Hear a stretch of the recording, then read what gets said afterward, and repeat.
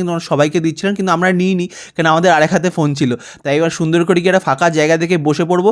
আর প্রসাদ পেয়েছি বলে কথা, প্রসাদে বসে খেতে হবে তো নাকি, তাই তুলিকে আগেই প্রণাম করে নিল সুন্দর করে ঠাকুরের প্রসাদকে। এবার খাওয়া শুরু করব।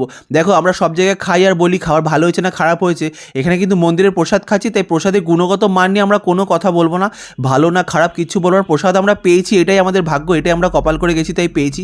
আর সুন্দর ভক্তি ভরে আমরা খাচ্ছি প্রণাম করে। তোমরা যারা যারা যাবে এখানে কিন্তু সবাই একই প্রসাদ বাঁচে, আর তোমরা কিন্তু চেয়ার টেবিলও আছে, বসে খাওয়ার ব্যবস্থা আছে এখানে।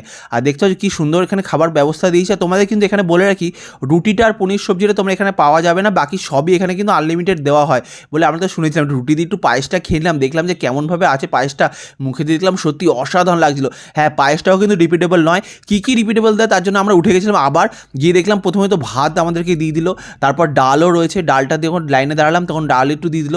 এগুলো কিন্তু আমরা দ্বিতীয়বার গেছি, হ্যাঁ তোমাদেরকে দেখানোর জন্য যে কী দেয়।